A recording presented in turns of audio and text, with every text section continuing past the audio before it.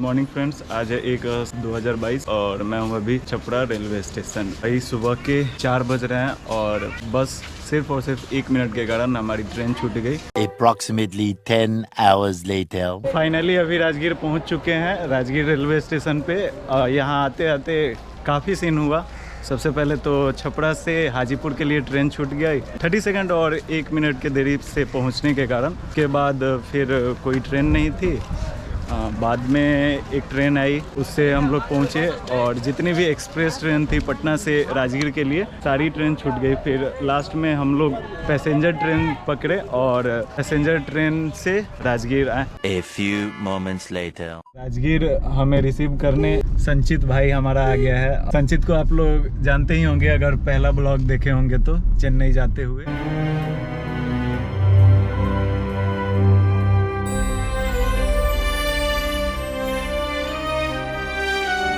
Hotel booking हमारी हो चुकी है। एक नॉन एसी रूम हमने लिया जो कि पर डे कॉस्ट 500 रुपये लग रहे हैं एक रूम के लिए, और हम लोग 2 जन रुकेंगे, मैं और रोहित। तो कुछ ऐसा है होटल।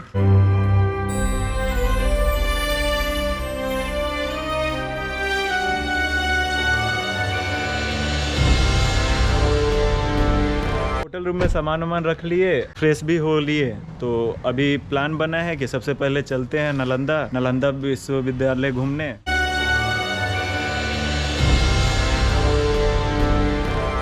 अभी हम लोग पहुंच चुके हैं नालंदा विश्वविद्यालय। भारतीय के लिए एंट्री टिकट यहाँ पे 40 रुपये है, विदेशियों के लिए प्रति व्यक्ति 600 रुपये है।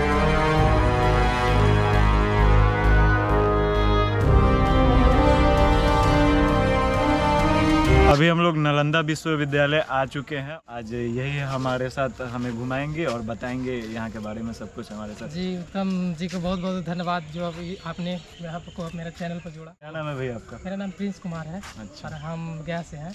ओके। तो इसके इतिहास के बारे में पता करें तो ये जो नालंदा का इतिहास है वो भगवान बुद्ध और महावीर के समय से ही है। कहते हैं कि अशोक ने सबसे पहले यहाँ महाविहार बनाया। जो महाविहार होता तो बौद्ध भिक्षु को रहने के लिए मंदिर भी होता था और स्थान भी होता था, जिससे पूजा पाठ भी करते तो रहते थे। बाद में गुप्त शासक गुप्त ने यहाँ पे श्रीगुप्त के वंशज कुमार गुप्त ने यहाँ पे नालंदा विश्वविद्यालय की स्थापना की।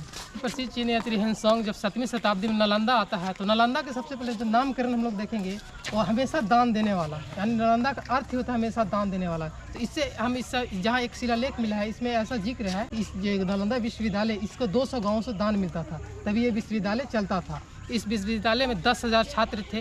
अब तो यह भारत से नहीं बल्कि पूर्व के देश जैसे चीन, तिब्बत, कंबोडिया, लाओस, बर्मा और साउथ के देश जैसे श्रीलंका से स्टूडेंट विद्यार्थी यहाँ आकर पढ़ते थे। और यहाँ का प्रवेश परीक्षा इतना कठिन था कि ये उनको द्वारपाल से संवाद करना पड़ता था। और कई विद्यार्थी जो देश विदेश से भी आते थे उनको द्वारपाल से हार कर बाहर जाना पड़ता था। इसका गौरव जो रहा 800 सालों तक गौरव रहा। और हम लोग देखते हैं कि जब बख्तियार खिलजी जब यहाँ पे इन्विजन किया 12वीं शताब्दी के अंत में तो इसको नष्ट कर दिया गया। इतिहास का सबसे गौरवशाली विश्वविद्यालय हुआ नालंदा विश्वविद्यालय। से कुछ जो पढ़ के जो निकले हैं उसमें नागा अर्जुन का सबसे नाम प्रमुख है, सीलबद्ध, और सबसे बड़ी बात चीनी यात्री हेनसोंग भी यहाँ रहकर अध्ययन किए, जो उनका हम लोग कमरा देखेंगे बाद में।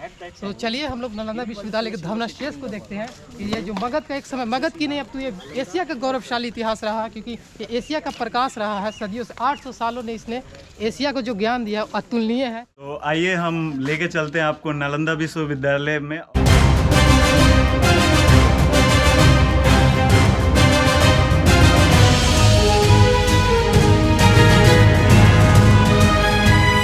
हम लोग नालंदा विश्वविद्यालय के खंडहर में पहुंच चुके हैं और हम लोग आपको सबसे प्रमुख दिखाने वाला जो नालंदा विश्वविद्यालय का प्रमुख महाविहार है वही जो सबसे प्रमुख महाविहार है। उसके 3 सतह माने जाते हैं। एक सतह अशोक का बनाया हुआ है और दूसरी सतह कुमार गुप्त का और तीसरी सतह बाद के कालों में पाल काल में इसका रिनोवेशन होता रहा। लेकिन जब 12वीं शताब्दी में इन्वेंशन हुआ तो ये डिस्ट्रॉय हो गया। इसके बाद यह लुप्त हो गया, यानी यहाँ भिक्षु रहते हैं, ना स्टूडेंट आते थे, ना पढ़ाई होती थी। ये अंधकार में चला गया।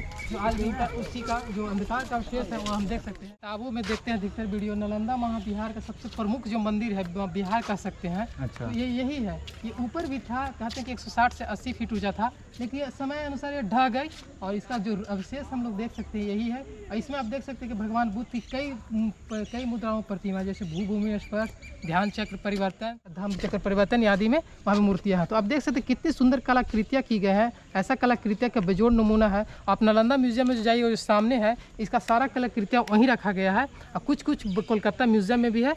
तो ये इससे पता लगता है कि उस काल में अब तो विद्या के क्षेत्र में नहीं, हम लोग कला के क्षेत्र में भी काफ़ी आगे थे और कला का प्रमाण हम लोग म्यूजियम में देख चुके हैं। जो हमारे मित्र जो हैं उत्तम जी, वो आपको आगे दिखाएंगे कि किस प्रकार की मूर्तियाँ बना रहे हैं। आज भी लोग विदेश से आते हैं तो दांत तले अंगुली चबा लेते हैं कि भारत में इतना उस समय 1600 साल पहले इतना सुंदर कलाकृतियाँ थे कि एक ही पत्थर से उसको मूर्ति को तराश दिया जाता है। ये कलाकृतियाँ आज भी संभव नहीं है। तो नालंदा का क्षेत्र जो रहा था दर्शन, ज्ञान, कला और संगीत, फिलोसफी सबका क्षेत्र में आगे रहा था।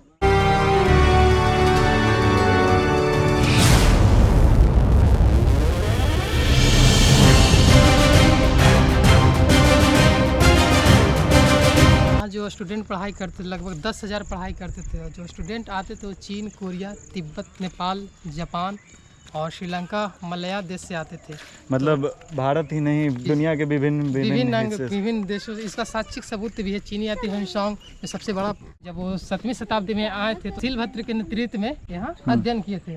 उन्होंने यहाँ संस्कृत, दर्शन, बौद्ध साहित्यों की शिक्षा ली थी। तो इससे हमको पता चलता है कि इसकी प्रसिद्धि भारत ही नहीं बल्कि पूर्व के देश, जिसका हमने जिक्र पहले ही कर लिया था, वहाँ था। और हम लोग वहाँ पे देखे श्रीपुत्र का जो भग्नावशेष है, श्रीपुत्र का स्तूप, श्रीपुत्र का गाँव भी पड़ता शरीरचक। तो आगे उत्तम जी कभी जाएंगे तो वो दिखाएंगे। वो कहाँ पे है? ये बस नालंदा विश्वविद्यालय से 1.5 किलोमीटर दूर है। श्रीपुत्र का स्तूप कहा जाता है, जो हम लोग मेन भग्नावशेष देखे से।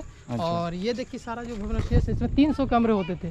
300 कमरे में 10,000 विद्यार्थी रहते थे और करीब 1,000 शिक्षक रहते थे। तो आप समझ सकते हैं कि उस काल में आज से 1600 साल पहले, 1500 साल पहले कितना गौरव है। 10,000 विद्यार्थी आते थे, जबकि विश्व की जनसंख्या उस समय नगण्य थी। नालंदा विश्वविद्यालय जो अभी है 50% भी अभी ज़मीन के नीचे दबा हुआ है। आसपास के क्षेत्र में आप यहाँ से जाइएगा पूरा 2 से 1.5 किलोमीटर में सारा नालंदा विश्वविद्यालय का ही मौंड है। और जो समय समय पर आप देखिएगा कभी ना कभी खुदाई के रूप में, असंकित रूप में वो निकल जाती है। वो में ऐसा प्रचलित है कि यहाँ काफ़ी विशाल लाइब्रेरी रहता। तो ये बात सत्य है, 100% सत्य है कि यहाँ ज्ञान का भंडार जो था काफ़ी विशाल था। क्योंकि यहाँ जो दर्शन, शास्त्र, कला की पढ़ाई होती थी, चिकित्सक की पढ़ाई होती थी, हर तरह की पढ़ाई होती थी। जिसका वैसली इसमें बहुत सारा लाइब्रेरी रहता था, जिसका अवशेष जो है, जलने का अवशेष आज भी देखने को मिलते हैं।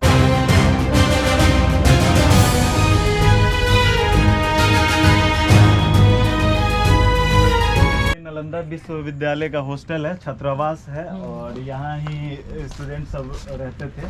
तो प्रिंस भाई इस पे ज़्यादा जानकारी देंगे कि एक जानकारी देने से पहले एक मैं कविता कहना चाहता हूँ दिनकर जी के। कहते हैं कि ये खंडर किस स्वर्ण अजीर का, धूलों में सो रहा रत्न शिखर किसके मंदिर का, ये किस तापस की समाधि है, ये किसका उजड़ा उपवन है, ईंट ईंट बिखर गया किस रानी का राजभवन है। इससे हम दृश्य लगा सकते हैं कि आज ये जो उजड़ा हुआ है वो प्राचीन काल का गौरव है। और जो देख सकते हैं ये जो सारे छात्रावास के कक्ष है, ये देखिए जो भी पूरा राउंड से देखिए सारे छात्रावास के कक्ष में और बीच में बैठने का भी स्थान हुआ करता था।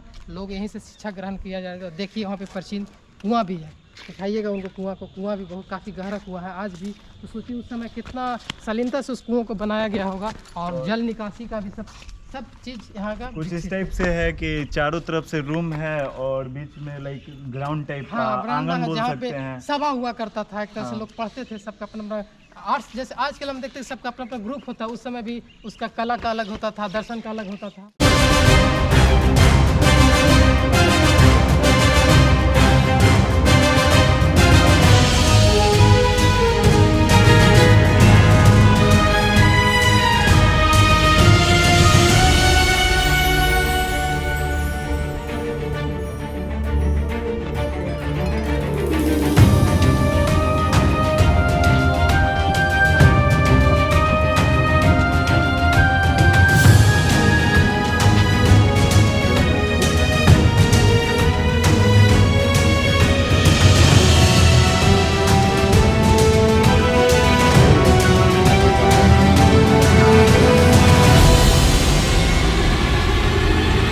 अभी नालंदा विश्वविद्यालय एक्सप्लोर करके बाहर आ चुके हैं। वैसे तो आज काफ़ी लेट से स्टेशन ही पहुंचे, हमारी ट्रेन छूट गई थी छपरा से और फिर पटना से भी राजगीर के लिए ट्रेन छूट गई और बाद में हम पैसेंजर ट्रेन से आए तो काफ़ी देर हो गया। तो इस वीडियो के लिए इतना ही रखते हैं। वीडियो अच्छा लगा हो तो वीडियो को लाइक करिएगा, चैनल को सब्सक्राइब करिएगा, कमेंट करिएगा, अपने यार दोस्तों के साथ भी शेयर करिएगा। धन्यवाद।